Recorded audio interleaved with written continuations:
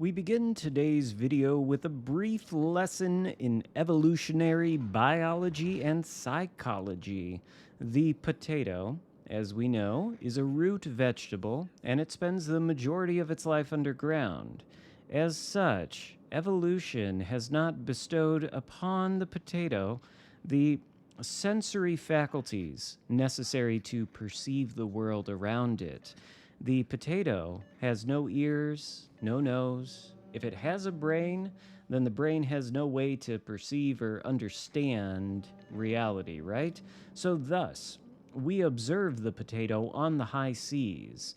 We watch it float around, taking citadels, torpedoes, HE spam from all angles, and then the potato takes to the forums to complain about various things like torpedoes are overpowered, destroyers are overpowered, cruisers are overpowered, battleships maybe are even overpowered.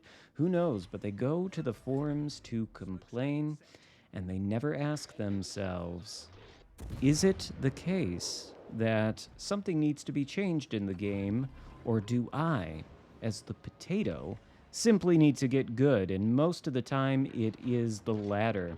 That's what we're going to talk about a little bit today over this game in the Tier 5 British Premium Heavy Cruiser Exeter. You can see that the Mayhan out there is getting some damage dealt to him in a way that I'm sure he doesn't like. But I want to talk to you primarily in this video about positioning, because I think this is a great example of good cruiser positioning. And the difference between the potato and the Chad Unicum is the potato is primarily concerned only about the amount of damage he's doing, say with his guns or his torpedoes. He's also primarily concerned about how accurate are his guns, how many inspirations can he put on his commander to dial in the accuracy. Never, ever does the potato consider, where should I put my ship on the map in order for it to be most effective?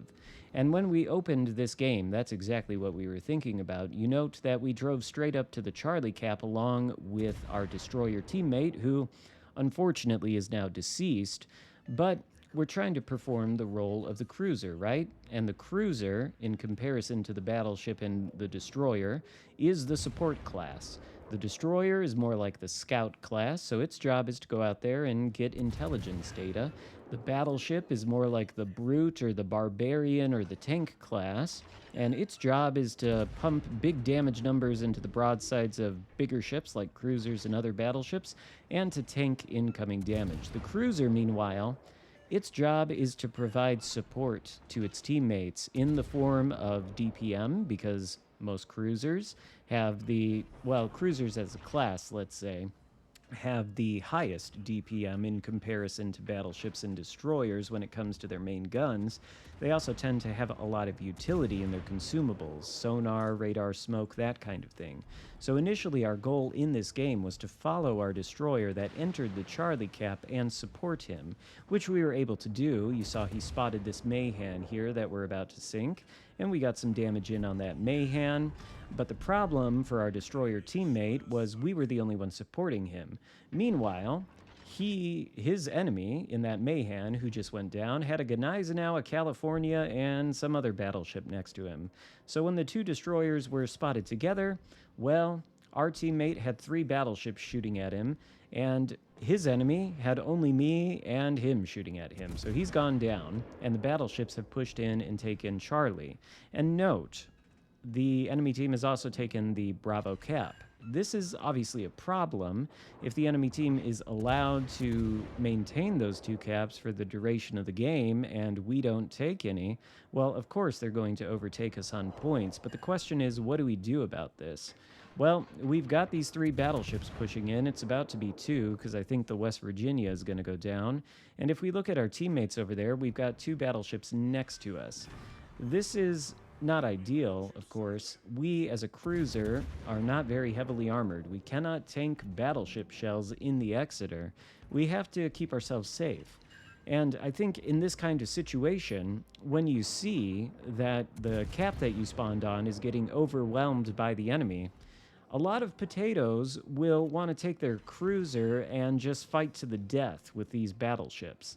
That would be a losing proposition for us. If we were to push into these battleships and try to torpedo them in a last-ditch effort to save this capture circle, we would simply be sunk and we'd have to move on to the next game. So instead, you see what we're doing is we're playing it safe. We're staying back, we're kiting away, we've got our nose pointed away from both the Gneisenau and the other battleship, and we're ready to run at a moment's notice. We've also got a smoke screen that we're able to deploy to create some mobile concealment for ourselves and shoot these guys without being spotted and shot back in return. Of course, that's not possible to every cruiser, so this sort of principle will only apply to those cruisers which have smoke screens, but even if we didn't have a smoke screen, if you notice the island off there to the left of the screen, we'd easily be able to drive forward just a little bit, block the line of sight of this California, and then, courtesy of our aircraft carrier and the two battleships behind us, he'd still be spotted and we'd be able to shoot at him from the concealment of the island. So it's all about positioning. And another thing to consider is how valuable a cruiser gets toward the end of the game when it's still got full health. You can see that this match is fairly even. The enemy team has 346 points, we have 351, so we've overtaken them slightly, most likely because they've lost 4 ships, whereas we've only lost 3. But we are, of course, at a disadvantage because 2 of the 3 ships that sunk were our destroyers. So we don't really have the ability to spot the map except with the help of our CV, which he can only be in one place at one time, so there's that. And then we also don't have an easy ability for contesting these capture circles. The enemy team currently holds 2. They have Alpha and Charlie. We've managed to pick up Bravo thanks to the battleship that's sailing out of it now. But we're in a bad situation. The enemy has overtaken us on points. They're now fairly far ahead of us. So we need to think about what can we do to win this game. And the key to that is where are we going to put this cruiser? Not necessarily, what is our commander build? How accurate are our guns? Have we min-maxed properly? No, this is why I don't really make a point of going over commander builds too often, because I want to talk about the broad principles that are applicable to every ship or every class, regardless of commander build. So we're not thinking about any of that. We're thinking, where can we put the ship? And we've got this California over here who's nearly dead. Our battleship, I think, is going to take him out. That leaves a Dallas and an Asashio, who you can see spotted south of Alpha, right near our second to last remaining battleship teammate. He is almost dead, as you can see. They're 8.7 kilometers away from us, and I think either the Asashio or the aircraft carrier gets him, and he goes down. But we know that the Asashio was last spotted right next to him. We have not been spotted because we've been playing with the islands, not allowing ourselves to be in line of sight of the enemies, and just been playing it safe and fairly passive up till this point. So the Asashio, probably because he has not really paid too much attention to the map, maybe didn't realize that an Exeter was very close to him. And so we've popped out right in his concealment range. We've got him spotted. The carrier is torpedoing us, and unfortunately we aren't skillful enough to just dodge, so we eat some of the free damage from the carrier. Good for him, I suppose.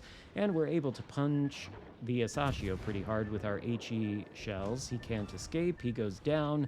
That leaves only the Dallas, another battleship, and the carrier. But the enemy team still does have 2 of the capture circles out of 3, and they're still far ahead of us on points.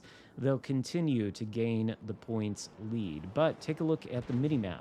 Note our battleship teammate is sailing into the Charlie Cap. This is something to keep in mind as well. Not only do you really want to get good at reading what the enemy team is doing on the minimap, but you also want to see what your teammates are doing so that you can position in a way that is complementary to what they're doing. Because that battleship is going into the capture circle, we don't really need to worry about taking another cap. That guy's got it under control. The CV is going for me. I'm spotted by the CV, so the Dallas, the battleship, and the CV know where I am. Very likely that they're going to come after me. But I cannot face both a Dallas and a battleship straight on. So what do? Well, what I certainly don't do is I don't look at the scoreboard, say, oh, there's 5 minutes left, I gotta rush out and kill these guys. Now, probably we do have to sink them in order to win, but we need to do it intelligently. So we spot the Dallas. We don't know exactly where the battleship is, but judging by the fact he hasn't shot us, he's probably behind this island directly in front of us. So we're going to sail, yep, there he is. We're going to sail straight into the island, try to break line of sight of these guys. The carrier is, of course, harassing us, but thankfully we have the one consumable that can actually counter a carrier in this game, and that is a smokescreen. We counter the carrier by virtue of hiding from him so that he can't see us in order to drop his ordnance. And that is the only effective way to counter aircraft carriers in World of Warships Legends. Feel free to let me know if you disagree in the comments, but, well, that's a fact. Anyway, we're inside the safety of our smokescreen. Our smoke firing penalty is excellent, so we are able to get, concealment. These guys are not able to see us. We're going to take a couple shots at the USS Independence just because he's an aircraft carrier and he kind of deserves it. But we lose line of sight on the enemy ships. And now this is somewhat of a problem. We have managed to take down the Dallas, so now it's 3v2. And as long as we can stay alive, we'll be able to overtake the enemy team on points. We don't actually have to sink them all at this point.